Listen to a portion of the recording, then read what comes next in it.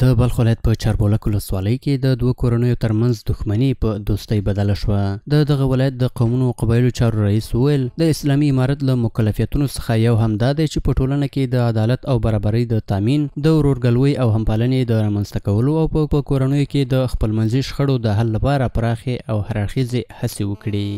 د دې اتفاق، د دې طریقه او د دې دغه برکت دا چې دا نظام په دا رقم باندې روان دی، دا ترتیب په دا رقم باندې روان دی، نو زه خو ځان ته بیخي دا نسبت نه کوم، هېڅوک یې انشاءالله تعالی نه کوي، دا زموږ ټوله مسؤلین هم دا نسبت ځان ته نه کوي. د دې یوازینی عامل او هغه وجه چې په دې کې څومره برکت دی په دې اتفاق و اتحاد کې، او ورځ په ورځ الحمدلله دا اتفاق نور هم و مابین ته راځي. د مزار شریف ښاروالۍ د سکتوري او تخنیکي چارو رئیس او یو تن قومي مخور د قومونو او قبایلو چارو د ادارې له کړنو څخه خوښي څرګنده کړه او ویل چې د اسلامي امارت مسؤلین هڅه کوي چې د توکمونو ترمنځ سوله، ثبات او پیوستون رامنځته کړي تر څو له ټولنیزو ننګونو څخه مخنیوی وشي. الله پاک د خیر ورکړي هغو ملګرو ته، هغو مسؤلینو ته، هغو مشرانو متنفذینو ته چې په دغو موضوع کې ستړي شوي دي او د دوی ته موبایل یې جوړه کړې. الله پاک د طرفینو ټولو ته د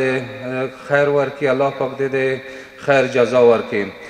له بلې خوا یو شمېر قومي مشرانو او دیني عالمانو په هیواد کې د جرګو له ارزښت څخه د یادونې ترڅنګ یې وویل چې بښنه کول د مسلمانانو ترمنځ یو اسلامي ارزښت لري او څوک چې له دغه ارزښت څخه پیروي کوي الله تعالی به ورته لوړ مقام نصیب کړي. ورته مهال پخلا شوې کورنۍ د دغه ډول ستونزو د حل په برخه کې د سرحدونو، قومونو او قبایلو چارو ریاست له کړنو څخه خوښي څرګندوي او داسې وایي: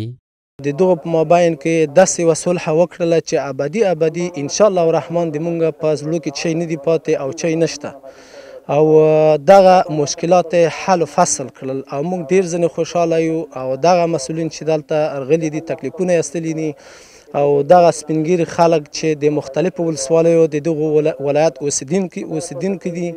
چې زیان یې وایسته، کوشش یې وکړله، راغلل دلته د مشکلات حل فصل کړل. موږ ډېر ځنې خوشحاله یو. دغه د دغو په خاطر چې تاسو تل په اتفاق او اتحاد وای، بیا ما چې دغه اتفاق او د اتحاد مزه ولیده او د دو مزه مې وڅکله، نو موږ بیا هم دغو ته موږ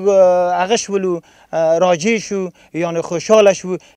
د یادونې وړ ده چې د روان کال له پیل څخه تر اوسه پورې د بلخ ولایت د قومونو او قبایلو چارو ریاست د بېلابېلو قومونو او کورنیو ترمنځ نږدې 80 پیښې حل کړي دي او دغه ریاست تل د عدالت د ټینګښت او د کورنیو ګډوډیو د مخنیوي په برخه کې هڅې کړي دي.